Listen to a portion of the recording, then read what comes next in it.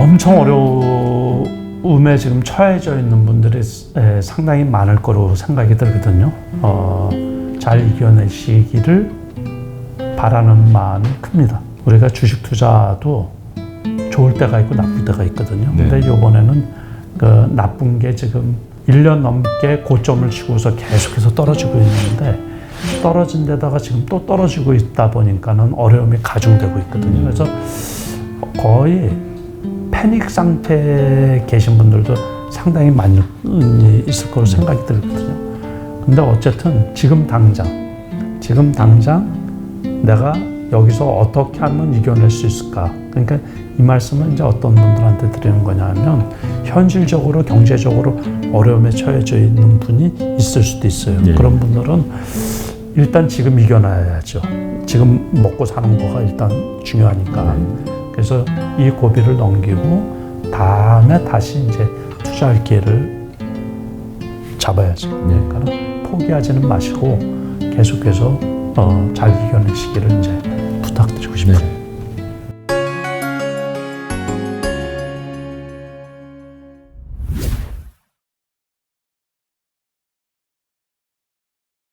슈퍼 사이클이 있든 없든 그거에 관계없이 그래서 저 같은 경우는 보면 이제 반도체 스몰캡에 있는 이제 반도체 업체들, 네. 장비 업체나 칩 관련 업체들 맞습니다. 그런 경우도 상당히 괜찮지 않을까 싶은 네. 거예요. 그래서 그런 것들은 저가에 이렇게 매수를 해놓으면 한 6개월이든 1년 뒤 되면 여윳돈이 있으신 분들, 그런 분들은 그 기회가 되지 않을까 이렇게 생각이 들거든요. 그리고 배터리 3사라든지 이제 2차전지 소재 장비 부품 업체 그리고 반도체 영역이 이제 필수제니까 이제 당연히 삼성전자를 포함해서 반도체 스몰캡까지도 좀 가보자 말씀 주셨습니다.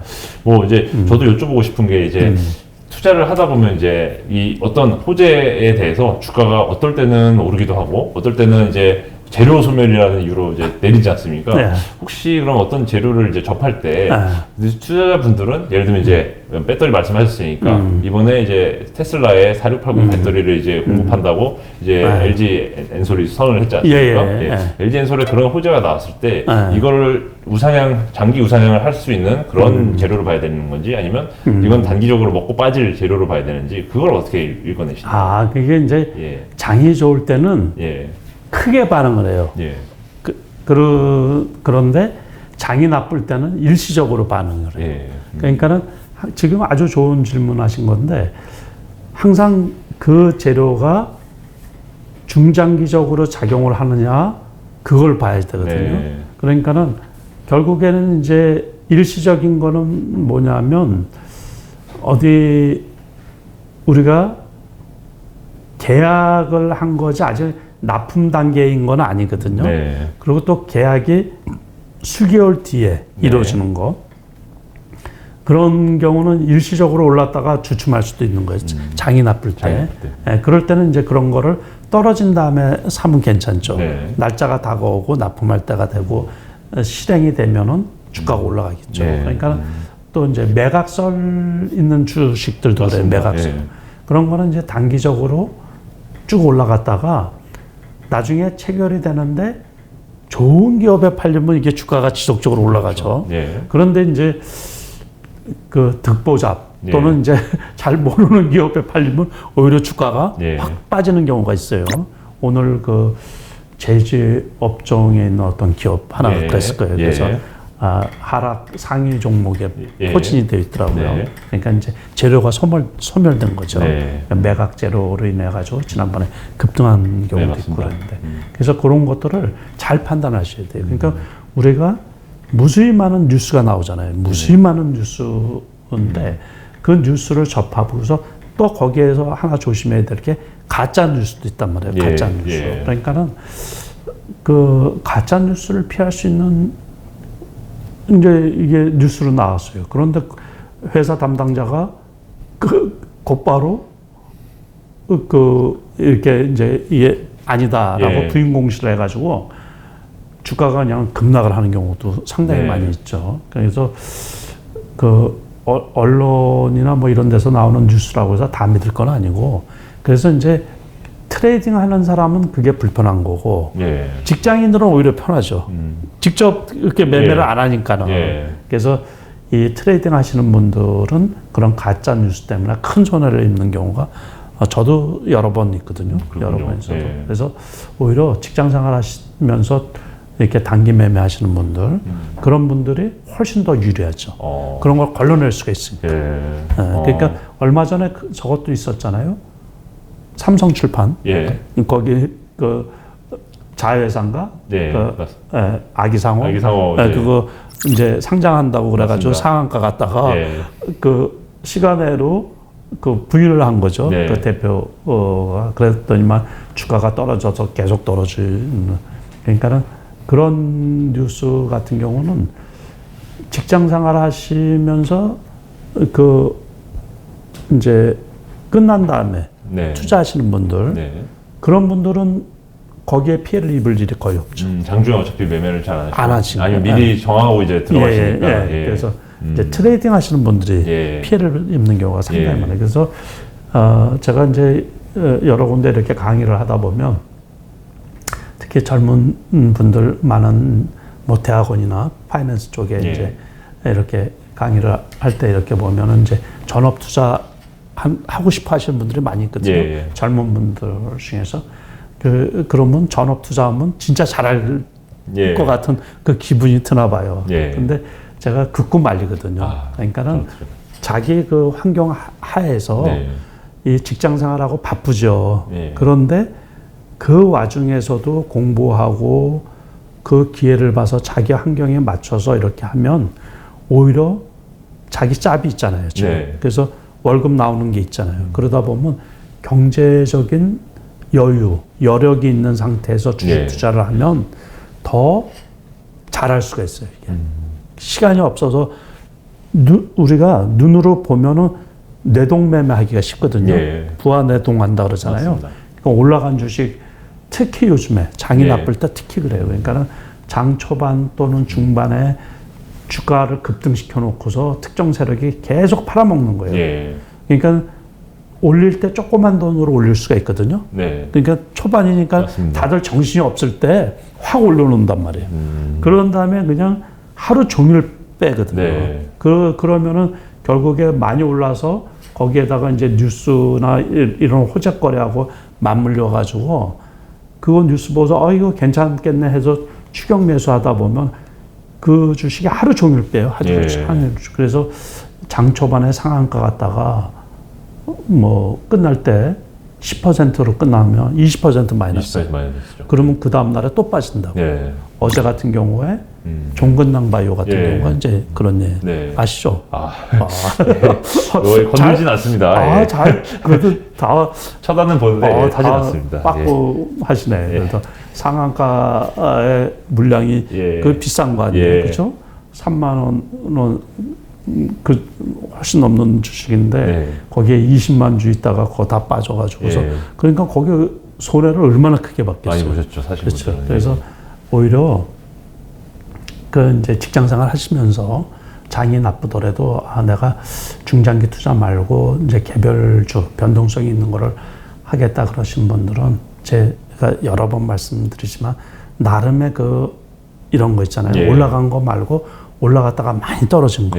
그러니까 그런 것들을 이렇게 점검하셔가지고 오늘 같은 경우도 그 싸구려 종목이 있어요. 글로벌 SM 같은 경우 제가 구체적으로 이제 그걸 하라는 게 아니고 N형 패턴이에요. N형 패턴 완전히 지난번에 한번 상한가 그때는 이제 그 중국 상해 봉쇄를 해제한다 그래가지고 그래서 그때 상한가 쳤거든요. 그리고서는 거기 가격까지 이제 오늘 떨어진 거죠. 그러더니만 오늘 다시 상한가, 뭐 시간으로 물량이 나온 거까지는 제가 보고서 왔는데. 시간에까지 보시고 왔습니다. 그래서 그랬는데 그런 식으로 해가지고 올라간 것 없이 다 떨어져 있을 때 제가 계속 말씀드리는 그 N형 패턴 같은 경우 그런 경우는 이제 오늘 다시 이제 벌써 한 10일 정도 떨어졌을걸요. 그러다 보니까는 그게 이제 올라가기 전까지 가격까지 왔단 말이에요. 이제 그런 거를 이렇게 그런 게 한 달에 한두 번이더라도 그런 것만 찾으면 거의 손해볼 일이 별로 없어요. 그렇군요. 그리고 또 이제 단기적으로는 올라왔다가 11선, 21선까지 떨어진 거. 네. 재료가 좋은데 재료는 살아있대. 이제 11선, 21선까지 떨어진 것들이 N형 패턴 나오는 경우가 네. 좀 상당히 많으니까 그런 경우는 올라간 거 없어서 이 주식 투자하면서 손해보는 거는 저도 역시 마찬가지지만 네. 한 가지밖에 없어요. 가격이 높을 때 사가지고. 있을 때 사시네. 물론 이제 바닥이라고 샀는데 지하실까지 떨어지는 맞습니다. 경우도 있지만 이제 그래서 직장생활 하면서도 제가 계속 말씀드린 그 어떤 패턴 같은 거 네. 거기에서 이제 전환사채 발행한 회사들 좀 피하고 예. 그러니까 실적이 너무 나쁜 회사 요번 같은 경우도 뭐 분기 실적이 또 이런 게 있잖아요. 네. 분기 실적이 3억 이하 매출이 맞습니다. 되면은 예. 거래 정지 된다든가 맞습니다. 이제 예. 상장 폐지 실질 상표권이 그러기 때문에 이제 그런저런 리스크들을 다 검토를 좀 해봐야죠. 네. 유상증자 한 기업, 유상증자 물량이 나온다든가 예, 또는 맞습니다.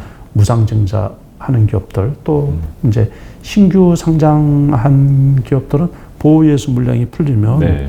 그래서 얼마 전에 보니까 LG 엔솔이죠. 예. 그 경우도 900만 주 이상 이제 그 보호예수 물량이 맞습니다. 풀린다고 그랬으니까 그런 것들도 다 점검을 하셔가지고 그런 리스크를 좀 미리 네. 피해 가시는 게 좋지 않을까 이렇게 생각합니다. 또 그러면 같은 의미에서 어떻게 보면 이제 2차전지 쪽은 항상 그 말씀 보고 계시고 사실 많은 기관 투자자분들도 특히 뭐 2차전지 소재 쪽은 뭐 경쟁이 치열해지더라도 소재 쪽은 한번 이제 노하우가 쌓이면 예를 들면 이제 코스닥에서 시총 상위주로 올라온 프로비움이나 LNF는 원래 코스닥 10위 밖에 있는 종목이 있지 않았습니까? 빠르게 치고 올라왔는데 여전히 이런 약세장에서도 제일 잘 견디고 있다 이런 평가가 많더라고요.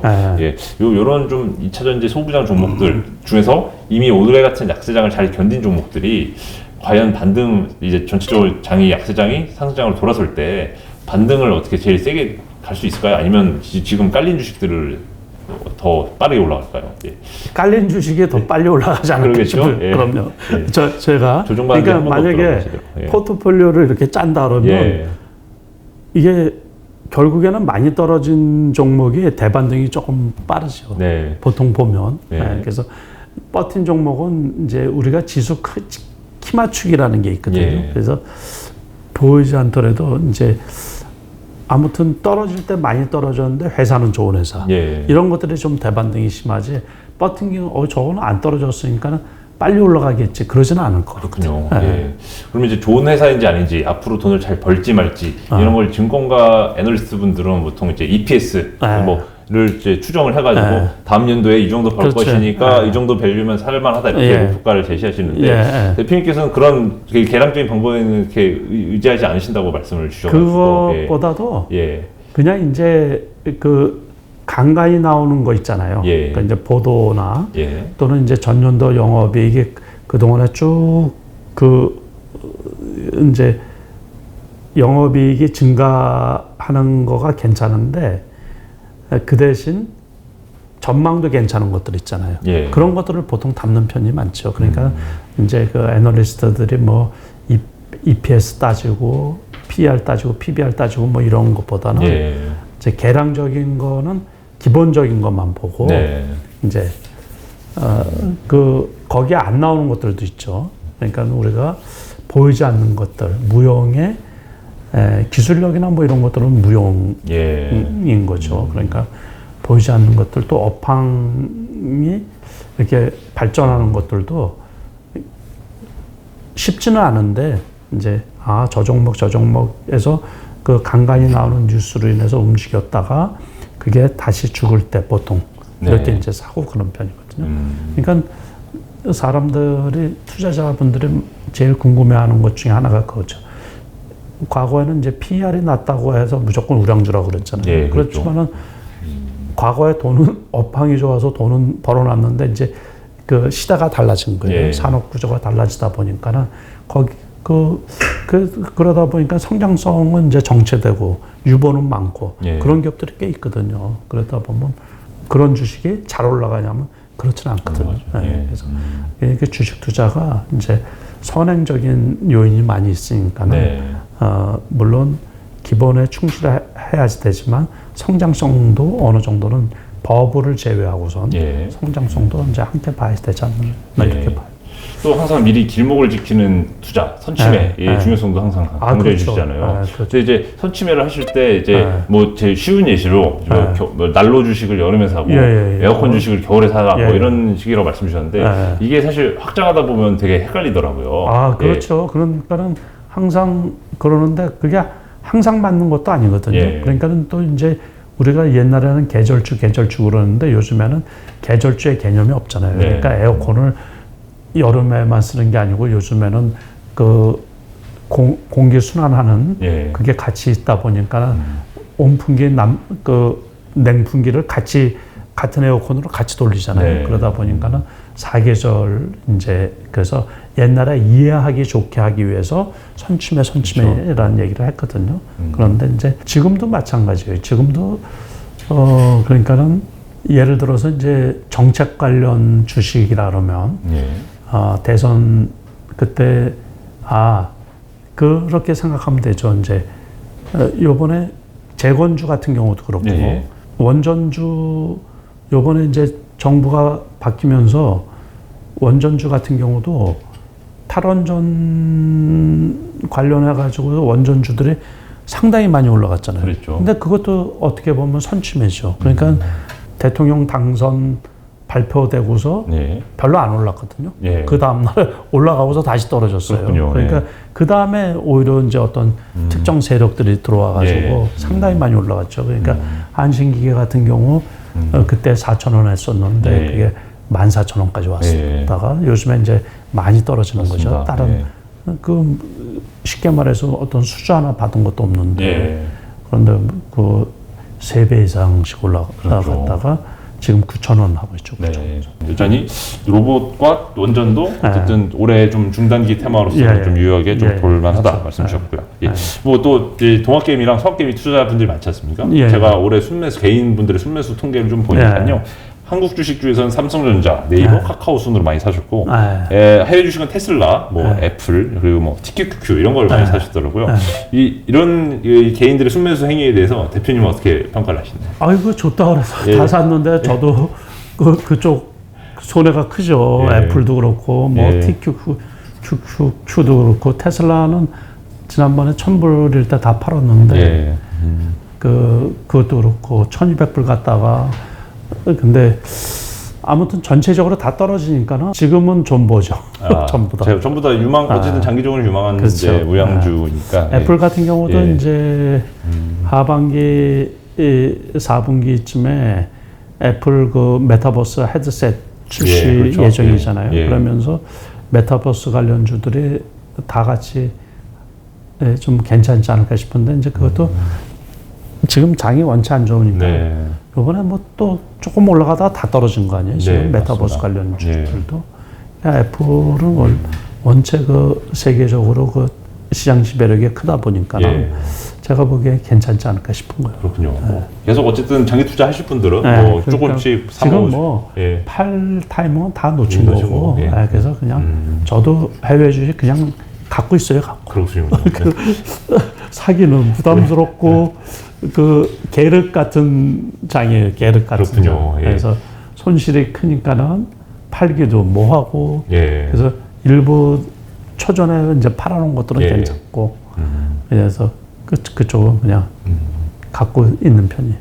항상 또 강조해 주시는 게 이제 세상이 크게 변하는 방향을 보고 그거에 맞춰가지고 이제 발맞춰서 투자를 하라 이렇게 말씀해 주시잖아요. 그래서 2030년 정도까지 한 10년 길게 보고 갔을 때 이 시대, 세계의 변화를 어떻게 좀 어느 방향으로 갈 건지 예측을 하시는 게 있나요? 근데 이제 세상의 변화라고 하지만은 이제 우리가 기술과학적인 거를 주로 많이 하죠. 이게 주식하고 만약에 관련이 되어 있는데, 근데 이번에는 이렇게 세계적으로 이렇게 크게 보면 우리가 코로나 팬데믹으로 인해 가지고 각국이 그 폐쇄 정책 셧다운을 많이 했잖아요.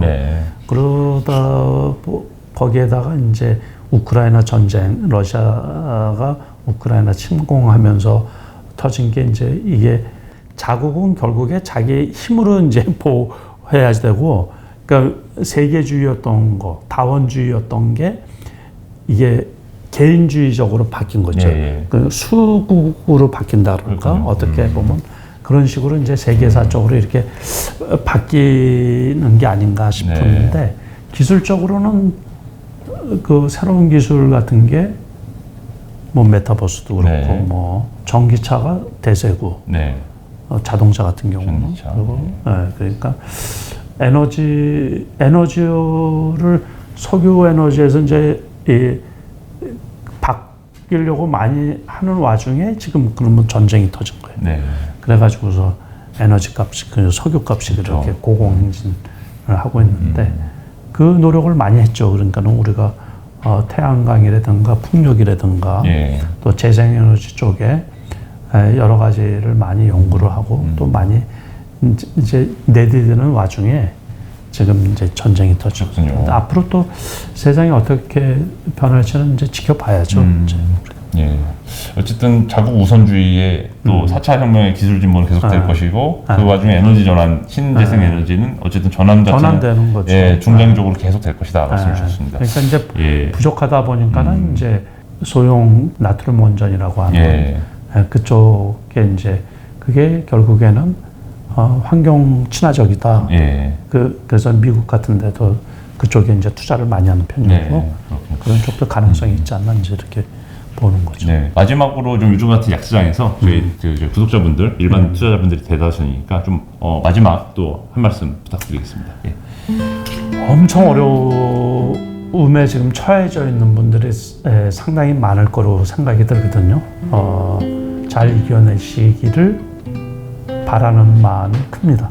그러니까는 우리가 주식 투자도 좋을 때가 있고 나쁠 때가 있거든요. 근데 이번에는 그 나쁜 게 지금 1년 넘게 고점을 치고서 계속해서 떨어지고 있는데 떨어진 데다가 지금 또 떨어지고 있다 보니까는 어려움이 가중되고 있거든요. 그래서 거의 패닉 상태에 계신 분들도 상당히 많이 있을 거로 생각이 들거든요. 근데 어쨌든 지금 당장 내가 여기서 어떻게 하면 이겨낼 수 있을까? 그러니까 이 말씀은 이제 어떤 분들한테 드리는 거냐 하면 현실적으로 경제적으로 어려움에 처해져 있는 분이 있을 수도 있어요. 그런 분들은 일단 지금 이겨내야죠. 지금 먹고 사는 거가 일단 중요하니까. 그래서 이 고비를 넘기고 다음에 다시 이제 투자할 기회를 잡아야죠. 그러니까 포기하지는 마시고 계속해서 잘 이겨내시기를 이제 부탁드리고 싶어요. 저희 투자자분들께서도 이제 항상 본인 자신만의 약간 필살기, 수익 창출하는 모형 꼭 찾아내시길, 그리고 그걸 반복하셔서 큰 부를 쌓으시길 바라겠습니다. 이상 자이언트 TV의 안승환 기자였습니다. 고맙습니다. 감사합니다.